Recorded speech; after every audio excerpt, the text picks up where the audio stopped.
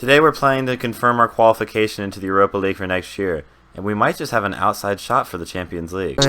Might be some day far away. Yeah, I'm going fast, so I'm switching lanes. Didn't want to switch up on the game.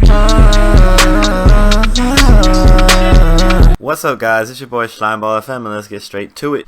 We got a 2-0 victory versus Nantes. Kazri and Yann Villa scored, and then we ended up losing 2-0 to PSG in a match where I don't think I've ever been more out of a game ever than this match. I mean, Sebastian Villas ended up being the one who scored both goals, who, again, I have never heard of, but we just had absolutely no chances. They had about 30 shots, and we maybe had 4. So this is where they're still obviously much better than us, and they rotated heavily for that game because they've already won the league. But this is where that leaves us. We're in 5th place now with 2 matches left. We do still technically have an outside chance at the Champions League, as Monaco plays Lyon, so they may lose that match, and then I'm pretty sure they play Nantes. And if they lose both games and we win both games, we should be the Champions League team, as our first match is against Nice, the team 1 spot ahead of us. With that being said, let's get straight into the match. Schley. So this is the lineup we're going for the next match. We have Kochev in the net, Pineda, Vucher, O'Connell, and Debussy across the back line. And then we have Tibbling, Youssef, and Nvia in the midfield. And up top we have Kazri on one side, Wagner on the other side, and Dione up top. Juric is back, but what I've realized is if we're playing with anything other than a target man, he's pretty much completely useless. As, I mean, look at his speed. I mean, he can't run to save his life. He really can only jump. He's not really good at anything else. His finishing isn't even really that good. He's just good at supporting the play. And if we're not playing with a target man, I mean, he's pretty much useless up there. So we've gone with Dione. Cristaldo is injured. Otherwise, he'd be the one starting there, sadly, because he's awful. We'll definitely have to address that in the summer transfer window. But with that being said, let's get straight to it, baby. So here's the lineup they're going for. They have Lexalt, Sar, Harel, Atal across the back line, and Cyprien leaves Malouin to Messi in the middle. They're playing the same shape we are. Those 3 in the middle, and then they have Dolberg up top, who of course we know is the leading goal scorer in the entire division. He has 36 goals in 40 games. Almost certainly is going to get a massive move this summer, so Nice probably won't be a team we have to worry about as much next season. But they also have Miziane Maulida, who I honestly have never heard of, but he's having an unbelievable season, then Unas on the other side. So hopefully we can stop them, but I mean, this does look like a very strong team, especially with Dolberg in the form he's been in this entire season, with 36 goals in all competitions. Stop right there. If you're not following my Twitch already, do so now. We stream every day from 4 to 7, and it'd be really nice to see you there. Now the first highlight of the match comes in the 8th minute. O'Connell's dribbling forward. I mean, I never like to see that. I mean, after, I think it was last episode, maybe it was the episode before, but it was just abysmal from O'Connell. He just kind of dribbled right. He kind of just gave the ball away and gave away a goal. But now Unas getting back on defense very well. It looks a little dark. No, okay, I think it's just the shadow. But I know who Unas looks. Oh, that's a brilliant ball from Mizione, and now Dolberg. You'd expect to score there. That's a brilliant save from our young 19-year-old keeper Elijah Kochev. And now they have a corner here. Unas puts the ball in, and I think it was Harel that headed it, but he heads it over the goal. So, obviously they're looking very threatening right now, even though we're the ones keeping the majority of the ball. But there's another highlight here. It might be them on it. The issue I've noticed is that I think that we just don't have the quality to maintain. Like, we'll keep the possession, and we don't really create chances though, because our attacking quality is so poor. And Miziane Maulida makes it 1-0 Nice. And look at that ball right there. And then Maulida really has. I feel like it's a pretty easy finish, but he does very well with it. I think the reason I say that is because I think he actually had time to take a touch and then finish it. So this does drop us down to 6th place, and at this point, I do think that that would actually make next match a must-win, because first of all, it looks like Monaco's winning, so it doesn't really matter what happens here, right? But then also, either way, right? Let's say we lose today, which we are currently losing, right? Strasbourg's now tied on points with us, as they're now winning, right? So next match is, or now they're back to being tied again, but still, like, next match is a must-win, or else we won't even make the Europa League. So there are still big stakes, even if Champions League is not a possibility. Wagner has not really had any sort of impact ever since he's this season whatsoever, and especially since I switched to this 4-on-4-1. I've been playing Wagner more, as he's really our only right winger. He has really had no impact whatsoever. He's actually been torrid. So I'm going to put in Bouanga, and he's actually, like, not just had no impact, he's had impact. It's just been for the other team. He's been actively helping the other team. So now it does look like Monaco's up 2 goals now. I'm going to go on attacking because just in case somehow they tie it up. I don't know. But even if we win this game, it doesn't look like Champions League is even remotely possible. But I'm going to take Khazri out because obviously he's holding that knock, and he is one of our most important players. Put Khazri to this side, and then put Pourcent Clement in the match. Something I didn't realize is that we're actually, statistically, we're absolutely dominating this match. And this is back to what I'm talking about. It's just not having the quality to create and finish chances. Like, we have 17 shots and 10 on target, and we have 0 clear-cut chances and 0 half chances. Like, I don't even really understand how that's possible, how you can take 10 shots on target and none of them be, like, threatening whatsoever. So, really, I mean, I just don't think we have the quality to create, like, incisive chances on the attack. I think defensively we're actually a pretty solid side, but I just think offensively in the summer I have to bring in more quality and do a better job this transfer window, because I actually think our last 2 transfer windows have been pretty poor. Now Tibbling has a corner, looks for Vucher. He finds Vucher, and is it 1-1? I don't understand how it would be called off. It is a corner kick, but he's going to go look at the goal. I don't really understand why it would be disallowed. Let's see what the ref comes up with. I'm hoping that it's not disallowed. Can't really think of a reason why it would be. And he spotted a foul. Where's the foul at? Okay, apparently it was a handball. Are you serious? It was a handball. We don't get a replay either because they know it's some horse shit. I'm going to go very attacking now. I do want to get a result from this game. Now Clement finds Villa. O'Connell. That's a brilliant ball from O'Connell. And Palencia now has... He should have had space across it there, but he doesn't do very well. And now but Pineda's found on the opposite side. Now, can Pineda find space across it?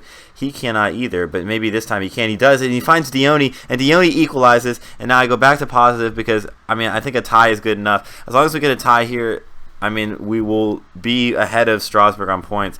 Let's see if they're now winning the match. Strasbourg, no, they're still tied 1-1.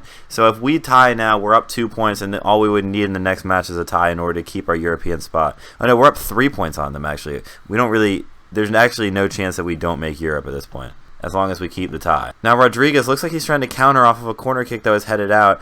O'Connell's running after him, I think it is. It might be Palencia though. It is Palencia. That's a poor tackle from him. And now Cyprian, oh my goodness. Okay, that's poor. That's very, very poor. I mean, it's a great finish. I think Kochev has to be doing better there, but we'll look at it again. So first of all, Palencia's done like terribly there, and then Miziani. Yeah, I think Cyprian has to be doing better there personally.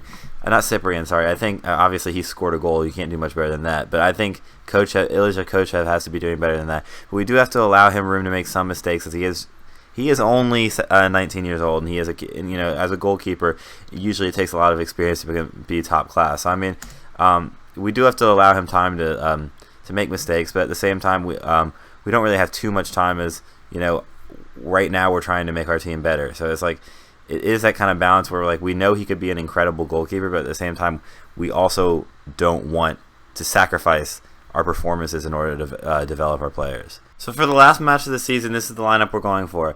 Kochev, Pineda, Makudi, O'Connell, as Vucher is injured.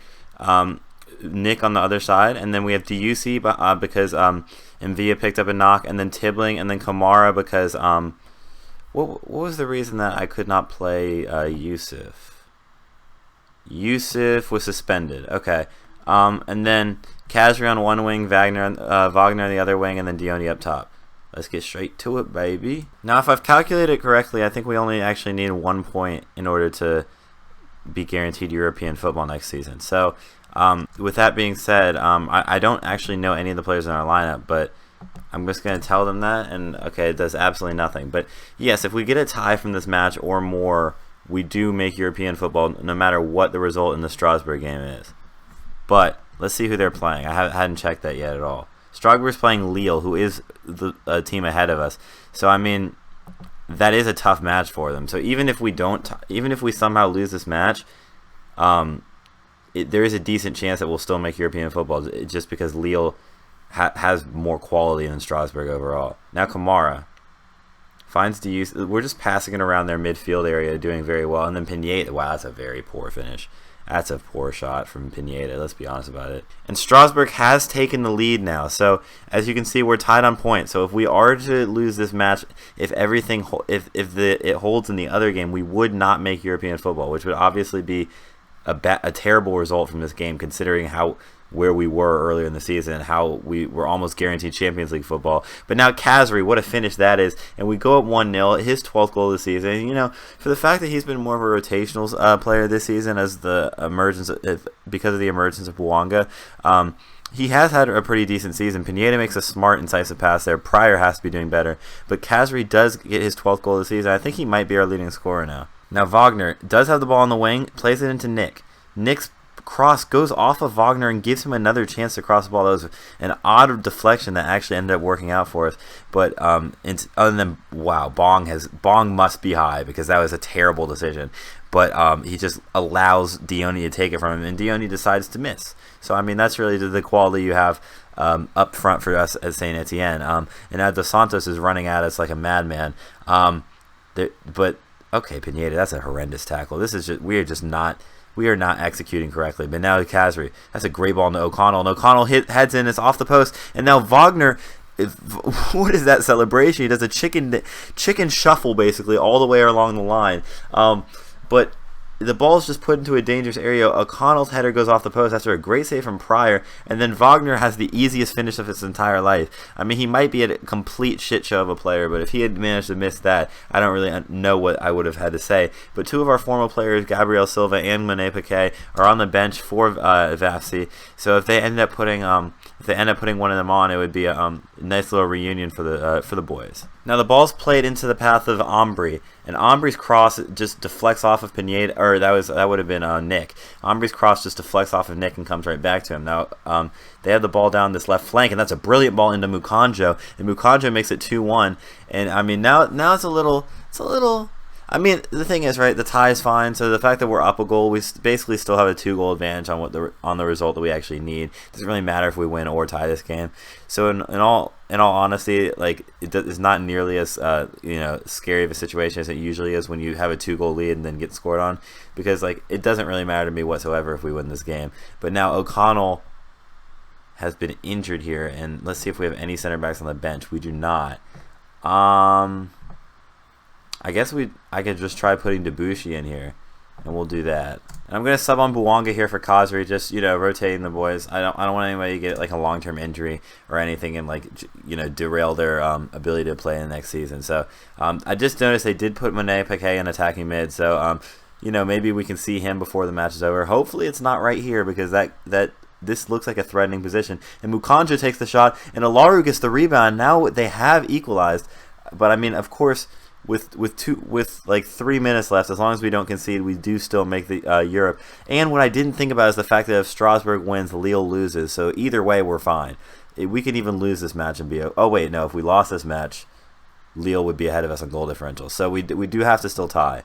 But we'll keep 5th place either way as long as we tie. And we have kept 5th place. We do tie the match, which is obviously not the ideal result. I'm gonna say I was not happy with that performance, but it does mean that we get Europa League again. But what I do have to say is that going into next season, we do have to make progress. We do need to become a Champions League become a Champions League team going into this season number 3, or else we're kind of stagnating as a club. All right. With that being said, if you enjoyed the episode, like, subscribe, and I'll see you guys tomorrow. Schlett.